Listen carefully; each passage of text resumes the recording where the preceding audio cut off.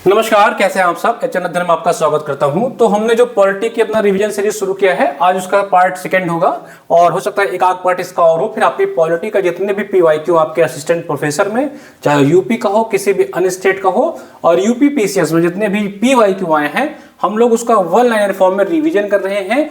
ये क्लास आपके लिए बहुत ही इंपॉर्टेंट है। इस क्लास का प्लेलिस्ट यूट्यूब पे आप इसी चैनल पर देखेंगे, प्लेलिस्ट में जाकर के तो यूपी एचएससी जीएस रिवीजन नाम से एक प्लेलिस्ट है जिसमें मेरे द्वारा ली गई सारी क्लासेस आपको मिल जाएंगी।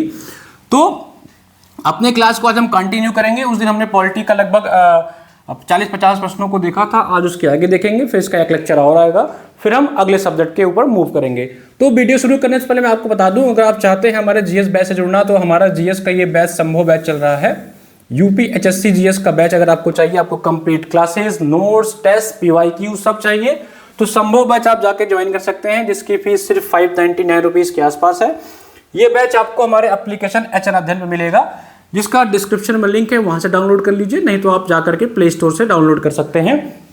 जब आप ऐप डाउनलोड करेंगे तो आपको इस तरह का आपके ऐप के पेज पे इस तरह से दिखेगा, तो आप वहां पे जाइएगा, जीएस का बैच देखेंगे, जीएस ये बैच है आपका। इस बैच में जब आप जाएंगे तो इसमें आपको ये संभव बैच आपको दिख जाएगा। ये संभव बैच आप देख रहे हैं, आपको मैं बढ़ा करके दिखा देता हूँ।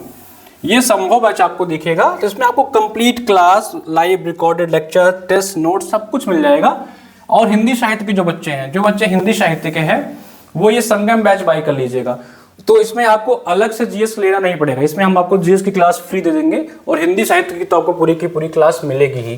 तो हिंदी साहित्य के स्टूडेंट तो आपको अलग से जीएस नहीं लेना है, इसी बैच में आपको फ्री जीएस की क्लास मिल जाएगी। और जिन बच्चों को लगता है कि यार उनको क्लास नहीं चाहिए, उनको सिर्फ नोट्स और टेस्ट चाहिए, तो ये हमारा प्रहार बैच है।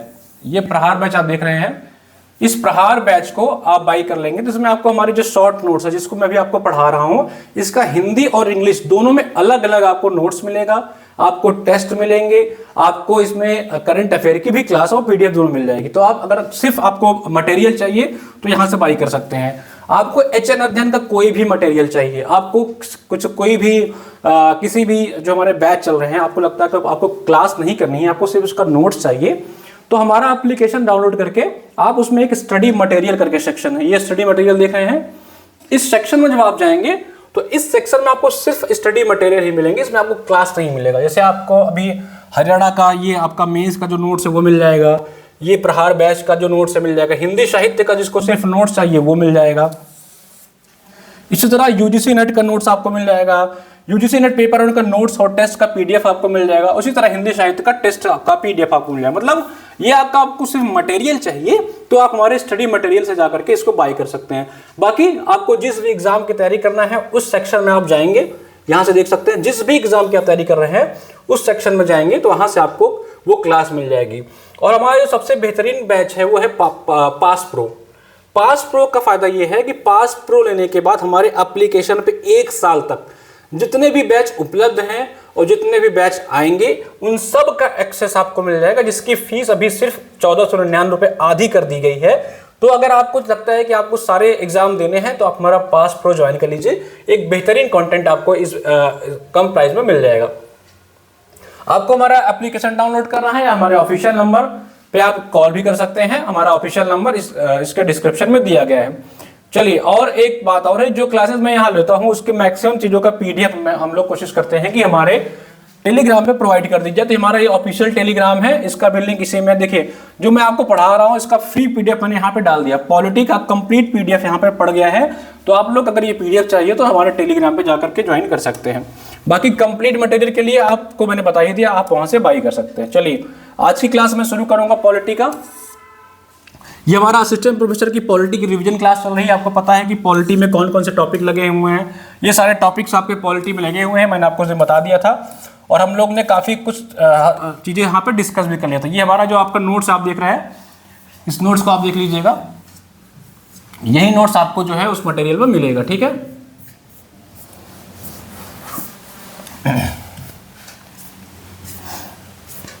ये देख लिया आपको संपूर्ण, ये आपको प्रस्तावना, मूल अधिकार, ये जो आपको कंटेंट यहाँ पे हिंदी में दिख रहा है, ये साथ ही साथ आपको इंग्लिश में मिल जाएगा। तो हम लोग इसका जो लास्ट पार्ट है पीवाईक्यू वाला, उसको यूट्यूब पे उसकी पूरा का पूरा सेशन करेंगे और पीवाईक्यू की ही सारा डिस्कस हम यहाँ पे करते हुए चल रहे हैं, ठीक है। तो जिन बच्चों को सिर्फ आपको सिर्फ नोट्स चाहिए, तो हमने बता ही दिया है कि आप नोट्स जा करके बाय कर सकते हैं जो हमारे एप्लीकेशन पे उपलब्ध है। ठीक है, और आज हम अपने सीधा जो हमारा पीवाईक्यू का सेशन चल रहा था उस सेशन पे आते हैं। और हम लोग लगभग उस दिन 20-25 क्वेश्चन के आसपास किया था, तो आज उसी के आगे से करना शुरू करेंगे। ठीक है, आइए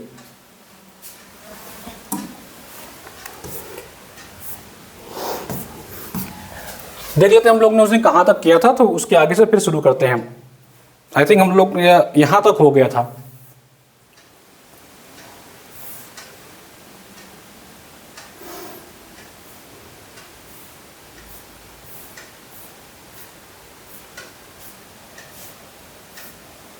चलिए पंचायती राज से हम लोग शुरू करते हैं, यहां तक हम लोग का हो गया था, अब इसके आगे से शुरू करेंगे। ठीक है, आई होप कि आपको ये दिख रहा होगा। एक बार मैं चेक कर लेता हूं भाई, एक बार चेक कर लेना, दिख रहा है, बच्चों को नहीं दिख रहा है। फिर यहां से शुरू करते हैं क्लास को। आप क्लास को डबल की स्पीड से जब बाद में देखिएगा तो इसको डबल की स्पीड से आराम से लगा के देखिएगा तो आपको पूरी क्लासेस दिख जाएगी। एक बार मैं चेक कर लेता हूं कि बच्चों को दिख रहा नहीं दिख रहा है।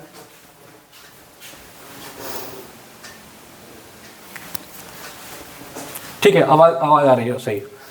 चलिए क्लास शुरू करते हैं। और क्लास में शुरू करने से पहले मैं आपको बता देता हूं, जो लोग इसके पहले का वीडियो नहीं देखे हैं जाकर के इसी चैनल के प्लेलिस्ट में जाएंगे तो यूपी एचएससी जीएस रिवीजन करके आपको एक प्लेलिस्ट मिलेगा, वहां से इसका पार्ट 1 मिल जाएगा। आज हम पार्ट 2 पे बात करेंगे। ठीक है, तो कहा था कि कौन सा आर्टिकल, देखिए हिंदी और इंग्लिश की दिक्कत नहीं होनी चाहिए आपको। मैंने उस दिन बताया था हिंदी एंड इंग्लिश की दिक्कत ना हो, जो भी टर्म यहाँ पे मैं बोलूंगा वो आपको इंग्लिश में समझा दूंगा, तो कोई दिक्कत नहीं आएगी।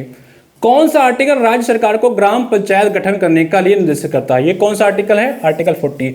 आपको पता है कि ग्राम पंचायत जो है, जो आपको ग्राम पंचायत है वो आपके डीपीएसपी वाले पार्ट में है, डीपीएसपी वाले पार्ट में है। ठीक है, इस पार्ट में इसका गठन किया गया है। तो किस आर्टिकल में है? आर्टिकल 40 में है।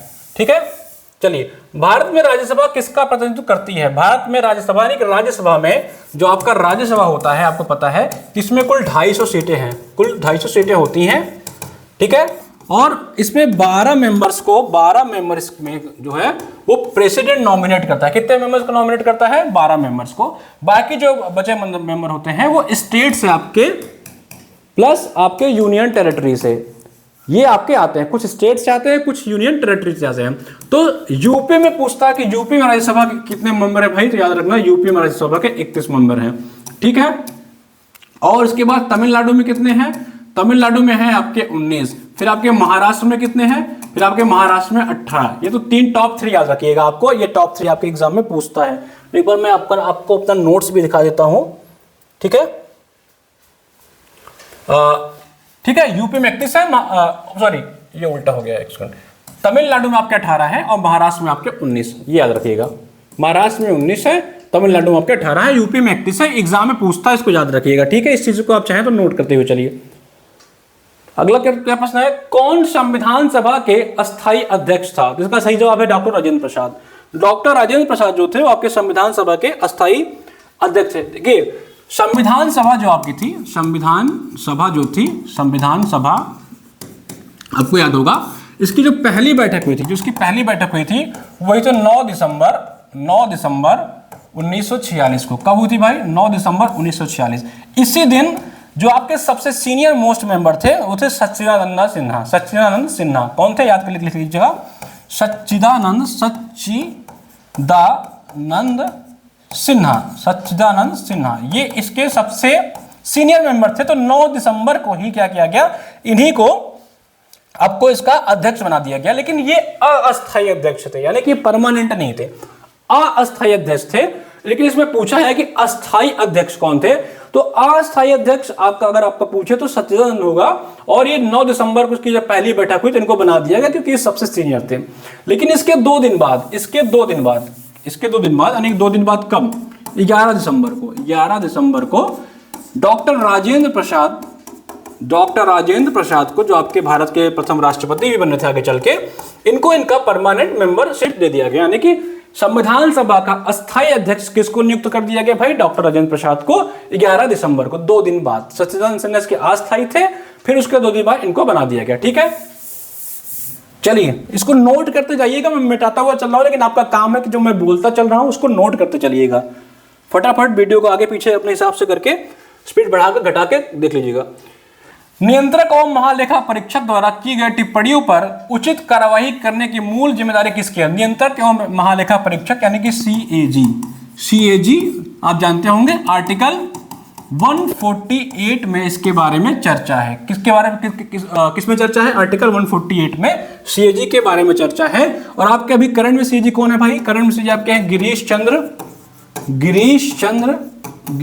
चंद्र मुर्मू। कौन है? गिरीश चंद्र मुर्मू, याद रखिएगा। ये आपके करंट में सीएजी है और इसकी चर्चा किसमें है? आर्टिकल 148 में। तो जो ये अपनी रिपोर्ट सौंपता है, ये अपना रिपोर्ट जो सौंपता है राष्ट्रपति को, तो राष्ट्रपति उसे पार्लियामेंट में प्रस्तुत कराता है, तो उसके पे जो कार्रवाई करने का अधिकार होता है वो किसका होता है? संसद को। ठीक है, याद रखिएगा। ये स्टेट्स को भी अपनी रिपोर्ट सौंपता है, ये राज्यपाल को अपनी रिपोर्ट सौंपता है स्टेट में, और राज्यपाल उसे विधानमंडल में प्रस्तुत करवाता है। तो उस पर जो कार्रवाई करने का काम होता है वो कौन करता है? राज्य में विधानमंडल। तो सेंट्रल में कौन करता है? सांसद करता है। इस बात को याद रखिएगा, बहुत ही इंपॉर्टेंट पॉइंट है एग्जाम के पॉइंट ऑफ व्यू से।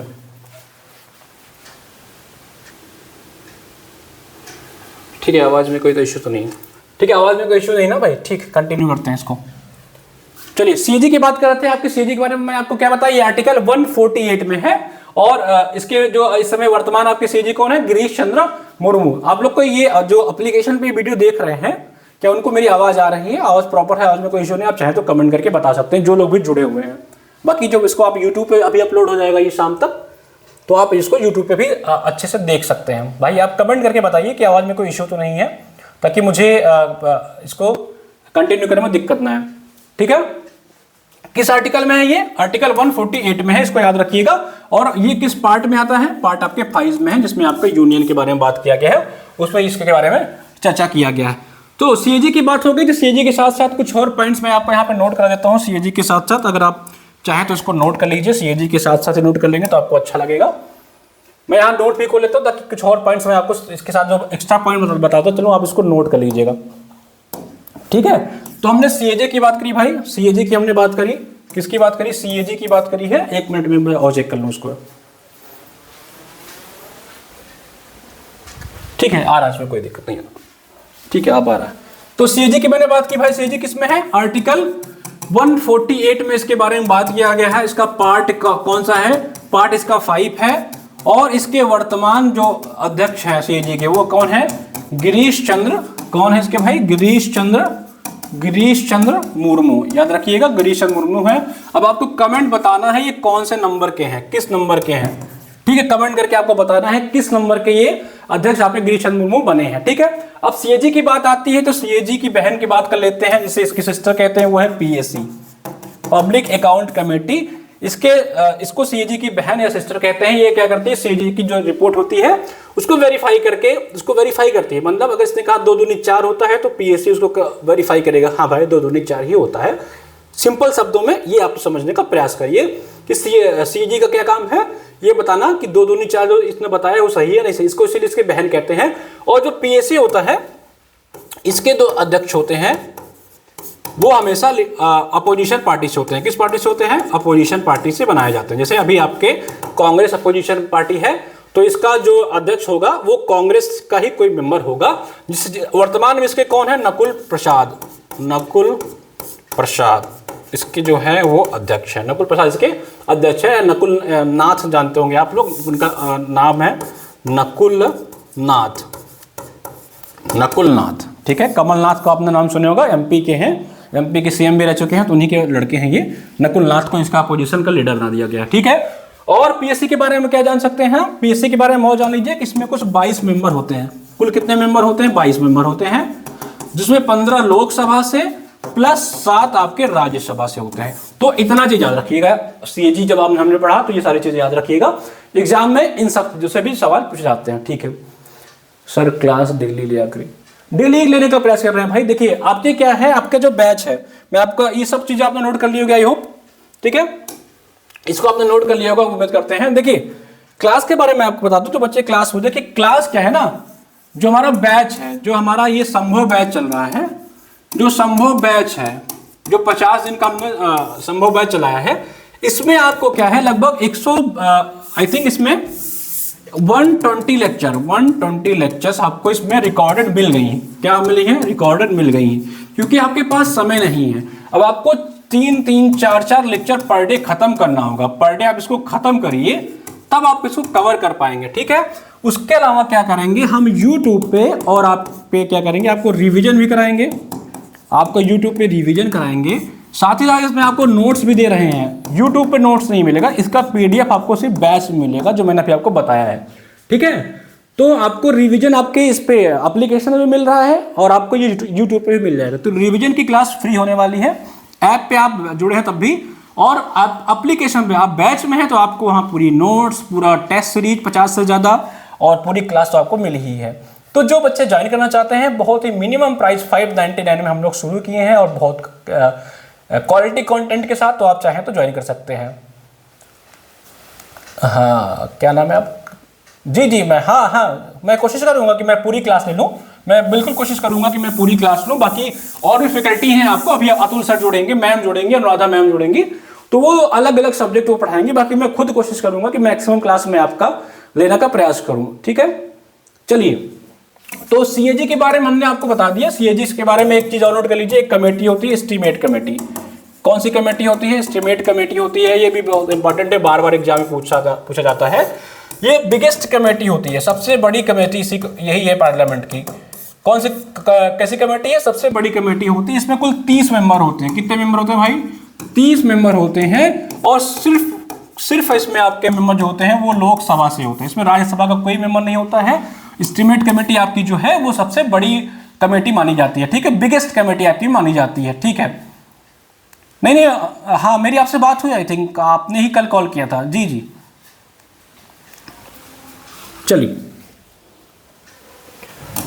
जो बच्चे एप्लीकेशन पे वीडियो देख रहे हैं और जिस भी बैच में हैं आप, अभी क्या किया जाएगा, और भी बैच में इसको डाल दिया जाएगा। साथ ही साथ इसको YouTube पे भी शाम को अपलोड करवाने का मैं प्रयास करूंगा। बोल दूंगा टीम से कि इस वीडियो को YouTube पे भी डाल दिया करिए आप लोग, ठीक है। जितने भी रिवीजन की क्लासेस मैं लूंगा वो सारी की सारी आपको मिलेंगी, YouTube पे भी मिलेंगी, आप परेशान मत हो जाइए। अगर आप बैच में है तो बैच में अच्छी बात है, बैच में तो आपको इसका PDF मिलेगा, ठीक है। बाकी बैच में तो आपको पूरी की पूरी क्लास हम लोग ने दे ही दी है, उसको आप करते रहिए। तो मैं रिवीजन के लिए पढ़ा रहा हूँ आपको, कि आपने जो अभी तक पढ़ा है और जो हमारा नोट्स है वो आपका रिवाइज हो जाए। ये PYQ पढ़ा रहा हूँ मैं, तो ये आपको YouTube पे मिल जाएगी, उसमें कोई मतलब आपको सोचना ही नहीं है, ठीक है। चलिए, अब बाकी हम अपने आते हैं उस पर, ठीक है। अगला क्या था हमारा नियंत्रण? ये हमने CAG पढ़ लिया भाई। CAG के बारे में हमने आपको पता ही चल गया क्या क्या जानकारी थी। चलिए अगला देखते हैं क्या है ये।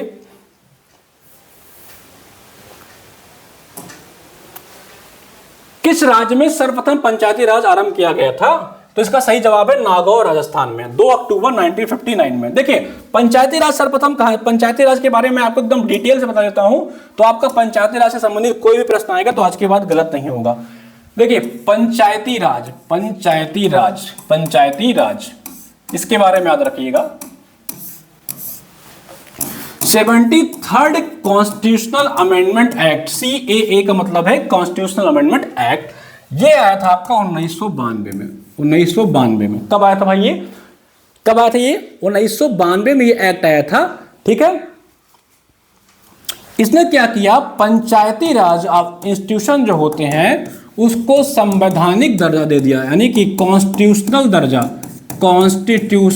दर्जा आपको दे दिया, ठीक है। उसके पहले पंचायती राज का गठन हो चुका था कई राज्यों में।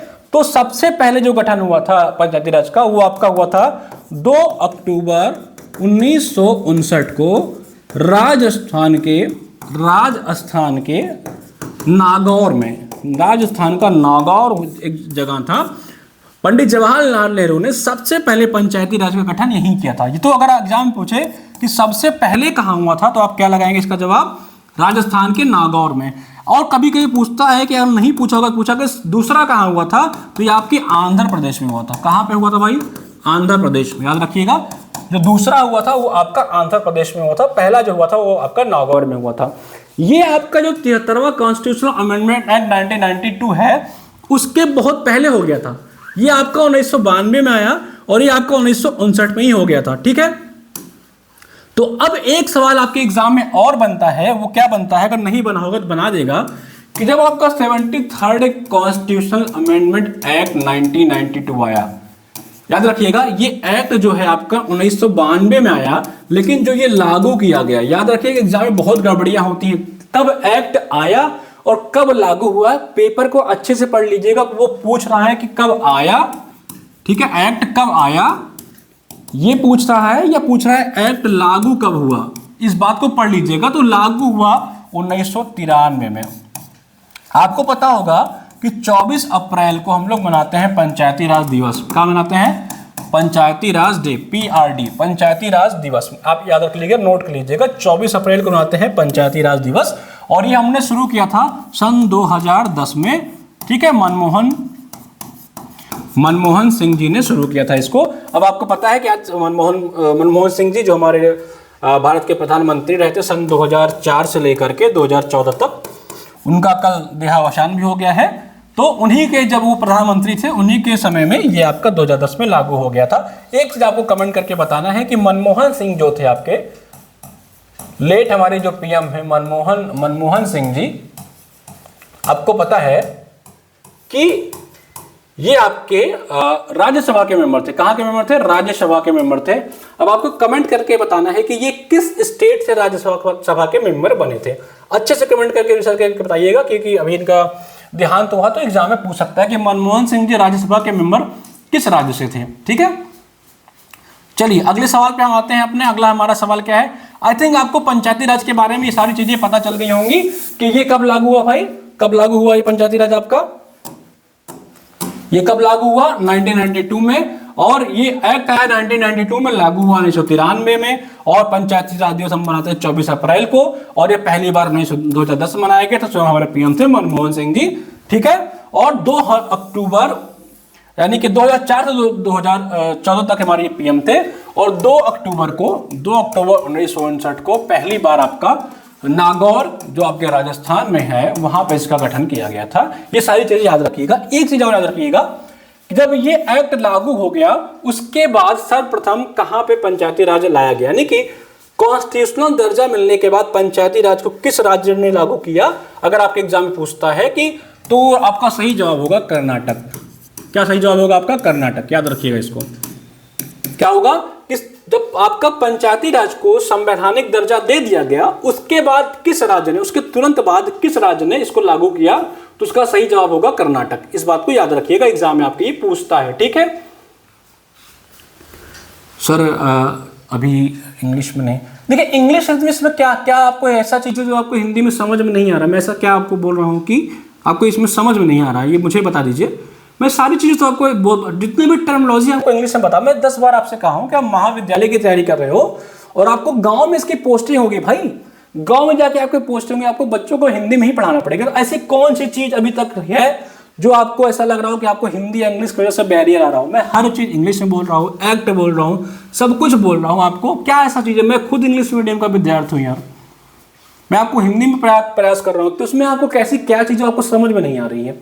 आप कमेंट करके बताइए तो क्या समझ में नहीं आ रहा तो मैं उसको अच्छा और इंप्रूव कर दूंगा। हिंदी इंग्लिश के लिए ये बाधा मत लाइए, बेवजह की चीजें नाटक मत करिए। आप लोग हिंदी में है, इंग्लिश में कोई भी चीज, जैसे कर्नाटक क्या मैं इंग्लिश में लिख दूं, इंग्लिश में लिखूंगा कर्नाटक, तब आपको समझ में आएगा। ठीक है, ऐसा क्या है इसमें बताओ कि हिंदी इंग्लिश का बैरियर छोड़ो, पढ़ाई करो, ज्यादा समय नहीं बचाया, इसके में फंसे रहोगे तो फंसे रह जाओगे। ठीक है, चलिए अगले सवाल पे आते हैं अपने। आई थिंक पंचायती राज से संबंधित जितने भी सवाल बन सकते हैं एग्जाम के पॉइंट ऑफ व्यू से मैंने सब बता दिया है। एक सेकंड वेट करिए।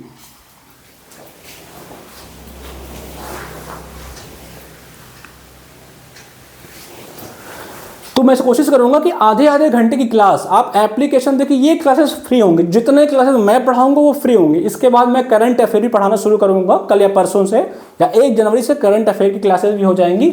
और पूरा का पूरा आपका जो करंट अफेयर की क्लास है ये सब नोट करते जाइएगा। ये हवाबाजी में नहीं पढ़ा रहा हूँ कि आपको बता दे रहा हूँ मनोरंजन के लिए। एक एक चीज एग्जाम में या तो आया हुआ है या तो उसके आने के चांसेस हैं, तो याद रखिएगा। अगर आप याद नहीं रख सकते हैं तो फिर मत देखिए क्लास, कोई जरूरत नहीं है, आप लायक नहीं है बनने के।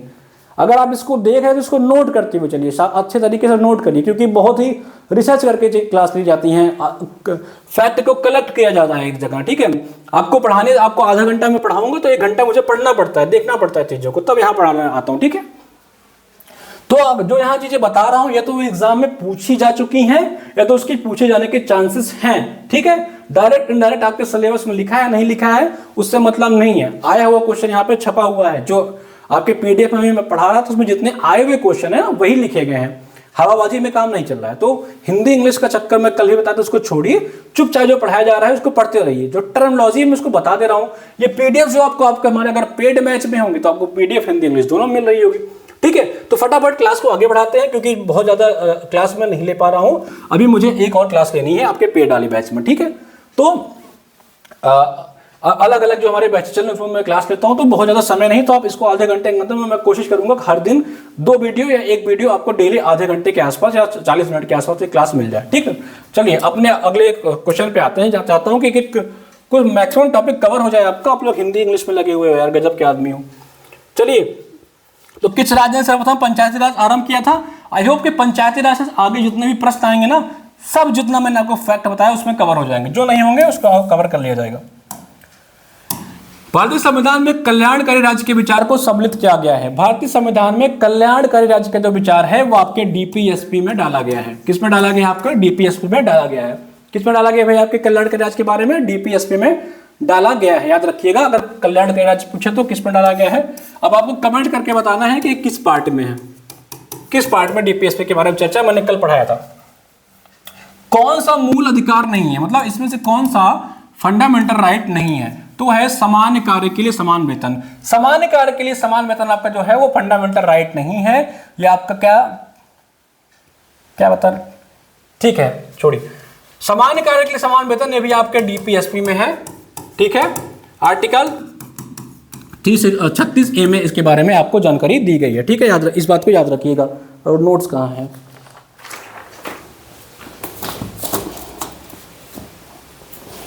उस नोट्स का प्रिंट आउट मुझे दीजिएगा एक बार, ठीक है। समान कार्य के समान वेतन किसमें भाई? ये भी आपके डीपीएसपी में 36 में चला है।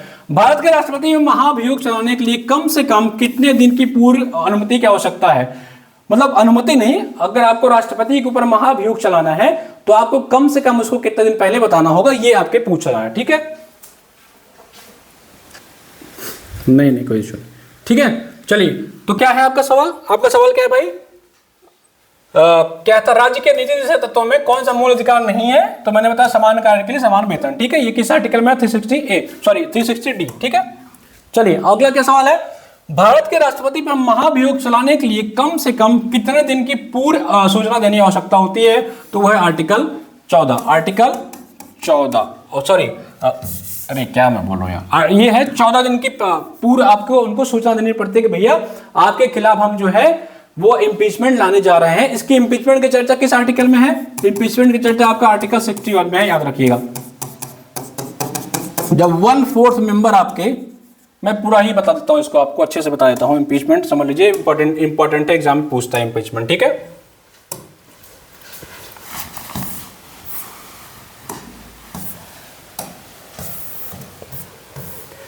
चलिए, राष्ट्रपति के ऊपर जो आपका महाभियोग है जिसे आप इम्पीचमेंट कहते हैं आप, ठीक है, वो आपका आर्टिकल 61 में है, ठीक है। 1/4 मेंबर जब इस पे साइन करके दे देते हैं, इधर हाउस आप कह लीजिए, किसी भी हाउस में, चाहे वो लोकसभा के हो चाहे वो राज्यसभा, किसी भी हाउस में इम्पीचमेंट का प्रोसेस ये जो है वो शुरू किया जाता है आर्टिकल 61 के तहत। किस आर्टिकल के तहत? आर्टिकल 61 के तहत 1/4 मेंबर जब आपके किसी भी हाउस में, चाहे वो राज्यसभा में हो चाहे वो आपके लोकसभा में हो, अगर वो साइन करके दे देंगे तो वो शुरू हो सकता है। अगर एग्जाम पूछता है कि इंपीचमेंट किस में शुरू किया जा सकता है, तो इधर हाउस में, चाहे इसमें चाहे इसमें, ठीक है। कोई एक हाउस शुरू करेगा, दूसरे के पास भेजेगा, दूसरा उसको अनुमति देगा, देन ये प्रोसेस को आगे बढ़ा दिया जाएगा, ठीक है। ये आर्टिकल याद रखिएगा, आर्टिकल 61 इंपॉर्टेंट आर्टिकल है। चलिए अगले प्रश्न पे आते हैं भाई। कोशिश करते हैं मैक्सिमम प्रश्न आज कवर हो जाए क्योंकि ये फिर लंबी क्लास हो जाएगी। अगला सवाल क्या है आपका? भारत में किसी राज्य के राज्यपाल को उसके पद और गोपनीयता की शपथ कौन दिलाता है? ठीक है, भारत में किसी राज्य के राज्यपाल को उसके पद और गोपनीयता की शपथ कौन दिलाता है? तो इसके लिए आपका क्या है? उस हाई कोर्ट का जज। कौन दिलाता है? आपका हाई कोर्ट का जज। ठीक है, कौन दिलाता है आपको? हाई कोर्ट का जज। याद रखिएगा, ये आर्टिकल 159 के तहत दिया जाता है। कौन सा आर्टिकल है? 159। 159 जो आर्टिकल आपका है उसी के तहत आपको जो है ये जो राज्यपाल को शपथ और उसकी गोपनीयता की शपथ दिलाई जाती है। ठीक है, चलिए, हमारे संविधान के किस भाग में पंचायती राज के 3 सोपानों की व्यवस्था की गई है? तो मैंने आपको पहले बताया, ये पार्ट आपका 9 है। ठीक है, पार्ट 9 है। अभी मैंने 73 इसमें पूरा के पूरा इसका डिस्कस किया। ठीक है, संविधान का कौन सा भाग केंद्र और राज्यों के मध्य वित्तीय संबंधों का विवरण प्रस्तुत करता है? संविधान का कौन सा भाग केंद्र और राज्य में वित्तीय संबंधों को प्रस्तुत करता है? ठीक है, ये कौन सा भाग है आपका? भाग 12वां है, याद रखिएगा। कौन सा भाग है भाई? भाग 12वां है। ये वह एक आर्टिकल और जिसने सर्वोच्च न्यायालय ने इस प्रकार व्याख्यात कर दिया है कि उसमें समस्त कल्पनीय मानवाधिकार सम्मिलित हो गए हैं। तो ये आपका कौन सा आर्टिकल है? आर्टिकल 21 है। ठीक है, कौन सा आर्टिकल है ये आपका? 21। एक मिनट, कुछ चीजें यहां पे छूट रही हैं आई थिंक।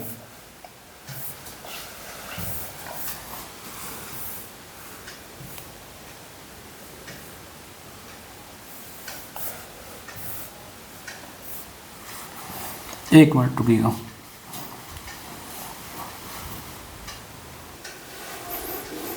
ठीक है,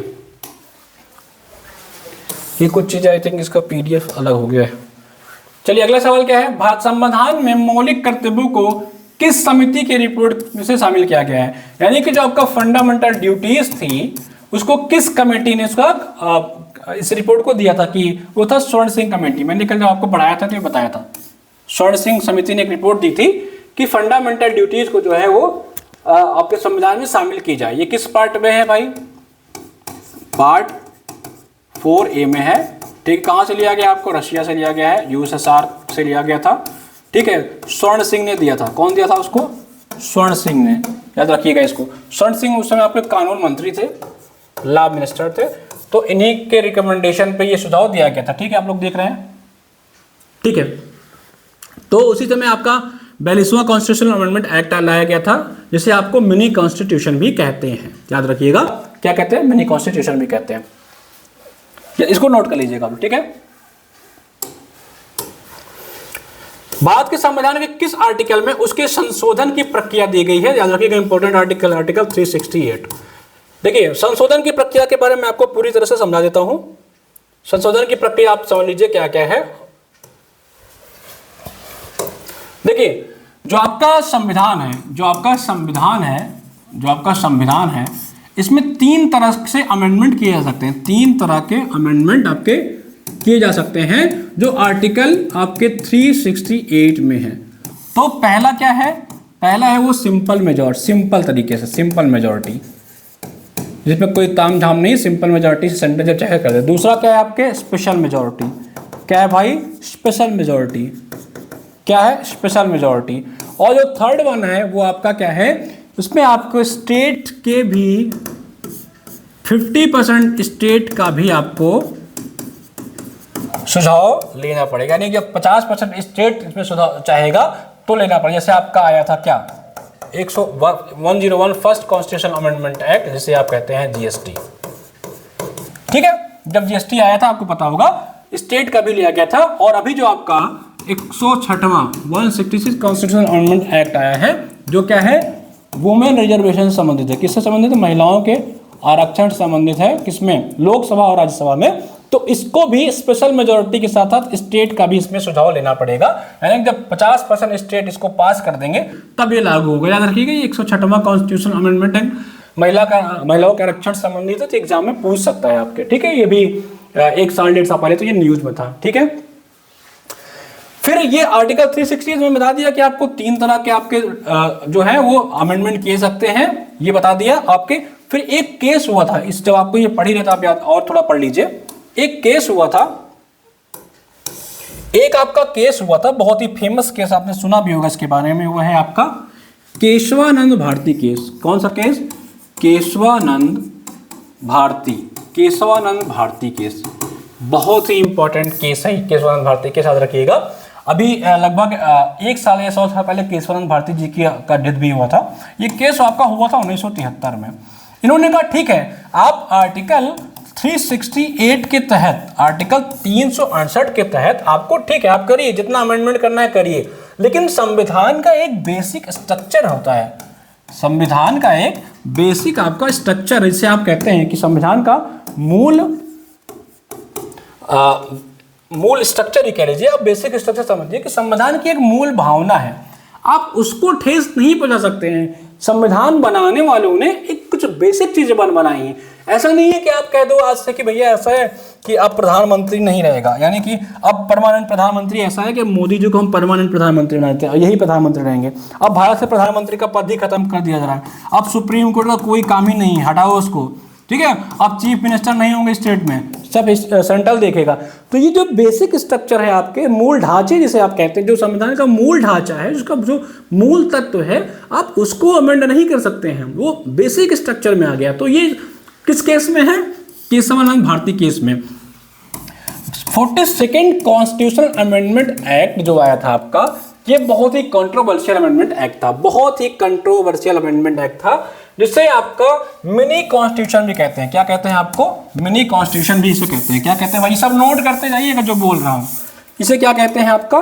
मिनी कॉन्स्टिट्यूशन एक्ट भी कहते हैं, यानी कि इसे मिनी कॉन्स्टिट्यूशन एक्ट नहीं, मिनी कॉन्स्टिट्यूशन ही कहते हैं। इसको एक लघु संविधान कहते हैं, हिंदी में लिख लीजिएगा, इसे क्या कहते हैं? इसे लघु संविधान। क्या कहते हैं इसे? लघु संविधान। इसमें इतने सारे अमेंडमेंट कर दिए गए। प्रधानमंत्री का जो आपका कार्यकाल 5 साल का है उसको बढ़ा के 6 साल कर दिया गया। बहुत सारे इसमें रिफॉर्म कर दिए गए। ऐसा रिफॉर्म कर दिया गया, इसमें क्या किया गया कि आपके जो सुप्रीम कोर्ट का पावर है, सुप्रीम कोर्ट का जो पावर है उसको भी कम कर दिया गया। बहुत सारी पीएम का जो आपका टेन्योर है 5 साल का, उसको 6 साल का कर दिया गया। तो इस तरह से बहुत सारे इसमें अमेंड कर दिए गए। तो इंदिरा गांधी की सरकार थी उस समय, इंदिरा गांधी की सरकार थी, ठीक है। तो इस तरह के बहुत सारे प्रोविजन आपको कर दिए गए, ठीक है। और फिर एक कॉन्स्टिट्यूशनल अमेंडमेंट लाया गया 44वां, ठीक है। इसी के तहत ये सारी चीजें उसमें पहले की गई, इसको बदल दिया गया। उसमें जनता पार्टी की सरकार बनी। किसकी सरकार बनी भाई? जनता पार्टी की सरकार बनी। तो इन्होंने जो ये सब सारी चीजें इस कॉन्स्टिट्यूशनल अमेंडमेंट एक्ट से रिफॉर्म किया गया था, बदला गया था, उसको फिर से पुराना कर दिया गया, ठीक है। तो इस बात को याद रखिएगा, बहुत ही इंपॉर्टेंट है 42nd कॉन्स्टिट्यूशनल अमेंडमेंट एक्ट, ठीक है। चलिए अपने अगले सवाल पे आते हैं। अगला सवाल हमारा क्या है भाई? भारतीय संविधान के किस आर्टिकल के तहत सर्वोच्च न्यायालय भारतीय नागरिकों के मौलिक अधिकारों की सुरक्षा करता है? बहुत ही इंपॉर्टेंट आर्टिकल है। भारतीय संविधान के किस आर्टिकल में? अनुच्छेद का मतलब आर्टिकल होता है, याद रखिएगा। सर्वोच्च न्यायालय का मतलब होता है सुप्रीम कोर्ट। भारतीय संविधान के किस आर्टिकल के तहत सुप्रीम कोर्ट जो है वो भारतीय नागरिकों के मौलिक अधिकार यानी कि फंडामेंटल राइट की सुरक्षा करता है? तो वो है आपका आर्टिकल 32। कौन सा आर्टिकल है भाई साहब? आर्टिकल 32, याद रखिएगा। आर्टिकल 32 आपके एग्जाम में कई बार पूछा है। अभी कितने लोग जोड़े इसमें? आवाज आ रही है बच्चों? एक बार आप बताइएगा कि आपको आवाज आ रही है कि नहीं आ रही है। एक बात मैं आपको बार बार कह रहा हूं कि आपके पास 50 दिन के आसपास बचा हुआ है। 40-50 दिन आप जितना रिवाइज कर पाओ कर डालो, और कोई भी चीज हो आप दुनिया की भूल जाओ। मैं कह रहा हूं कि कुछ भी, सब कुछ भूल जाओ। 40-50 दिन तगड़े से लग के आप पढ़ाई करो, ठीक है।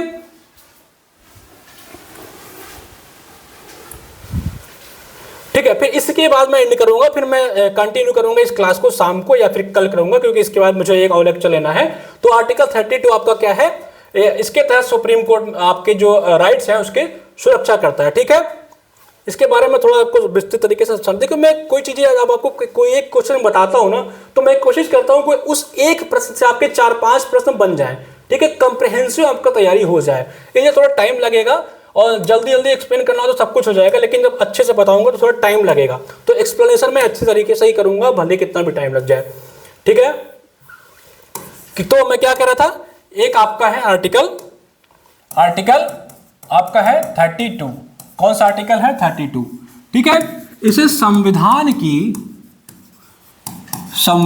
की आत्मा या सोल भी कहा गया है, ठीक है। इसे B.R. अम्बेडकर ने कहा है। कौन कहा है? B.R. अम्बेडकर। पूछता है एग्जाम में, कौन कहा है? B.R. अम्बेडकर ने इसे कहा है कि ये संविधान की इसके तरीके से। इसमें क्या होता है? सुप्रीम कोर्ट क्या करता है? आपके फंडामेंटल राइट्स जो आपके हैं, मूल अधिकार जो आपके हैं, मूल अधिकार जो हैं उसकी रक्षा करता है, उसकी रक्षा करता है। एग्जाम ये पूछता है कि नागरिकों के मूल अधिकारों का रक्षक कौन है, तो कौन है भाई? सुप्रीम कोर्ट है। याद रखिएगा, ये भी पूछता है कि नागरिकों का मूल अधिकारों का रक्षक कौन है, वो है सुप्रीम कोर्ट। और इसका क्या है, एक याद रखिएगा, एक केस हुआ था केशव केस, केशव प्रसाद केस, ये आपके डिप्टी सीएम नहीं है, केशव प्रसाद एक केस हुआ था। इसी केस के तहत सुप्रीम कोर्ट ने कहा था, इंपॉर्टेंट, इतना इंपॉर्टेंट केस नहीं है, ये मेंस वगैरह में जो बच्चे लिखते हैं उनके लिए काम आता है। केशव प्रसाद एक केस हुआ था, उसी केस में सुप्रीम कोर्ट ने कहा था कि अगर आपके फंडामेंटल राइट्स का हनन हो रहा है तो आपको हाई कोर्ट नहीं जाकर के आप चाहे तो सीधा सुप्रीम कोर्ट जा सकते हैं। देखिए, कोर्ट में जाने का एक प्रोसेस होता है, पहले आप हाई कोर्ट जाएंगे फिर सुप्रीम कोर्ट जाएंगे, लेकिन केशव प्रसाद केस में एक सुप्रीम कोर्ट ने निर्णय दिया था कि अगर आपके फंडामेंटल राइट्स का हनन हो रहा है तो आप सुप्रीम कोर्ट से नहीं, सीधा आप हाई कोर्ट ना जाकर के सीधा आप सुप्रीम कोर्ट में जा सकते हैं। तो याद रखिएगा, आर्टिकल 32 के तहत सुप्रीम कोर्ट 5 तरह के रिट्स जारी करता है। कितने तरीके के रिट्स जारी करता है भाई? 5। पूछता एग्जाम में कितने प्रकार के रिट्स होते हैं? 5। तो 5 तरीके के रिट्स होते हैं, उसी के तहत आपके फंडामेंटल राइट्स को सुरक्षित रखता है। ठीक है, तो आज के वीडियो में इतना ही। अभी इसके बाद या मैं कल एक लेक्चर और करूंगा। देखिए, थोड़ा डिटेल में मैं पढ़ाने का प्रयास कर रहा हूं। ठीक है, मैं कोशिश कर रहा हूं कि जितने भी आपको पीवाईक्यूज लगाया जाए वो आपको डिटेल में ही बताया जाए। बाकी आप चाहें तो हमारा बैच है, बैच से आप जुड़ करके अपनी तैयारी को और बेहतरीन कर सकते हैं। आप हमारा एप्लीकेशन डाउनलोड कर लीजिए भाई। एप्लीकेशन पे आपको सब कुछ बहुत ही अच्छे तरीके से, बहुत ही डिटेल में, बहुत ही कॉम्प्रहेंसिव तरीके से आपको पढ़ाया गया है। तो हमारे जीएस के बैच, आप जो भी बैच स्टडी मटेरियल जो भी आप चाहें तो ज्वाइन कर सकते हैं। हमारा ऑफिशियल नंबर है, आप उस पर चाहें तो कॉल करके भी अपनी जानकारी इकट्ठा कर सकते हैं, या हमें आप व्हाट्सअप करके भी अपनी जानकारी ले सकते हैं। तो ये हमारे बैचेज हैं। बैचेज के बारे में आपको पहले बता चुका हूं। ये हमारा संभव बैच है, संभव, और उसके अलावा हमारा संगम बैच है। तो आपको जिसकी भी तैयारी करनी है आप अच्छे से कर सकते हैं। हमारा ऑफिशियल नंबर नोट कर लीजिए, 9450403952। ठीक है, इस पे कॉल करेंगे तो हमसे भी बात हो जाएगी और हमारी टीम से भी आपकी बात हो जाएगी। तो मिलते हैं एक और वीडियो के साथ, तब तक नमस्कार।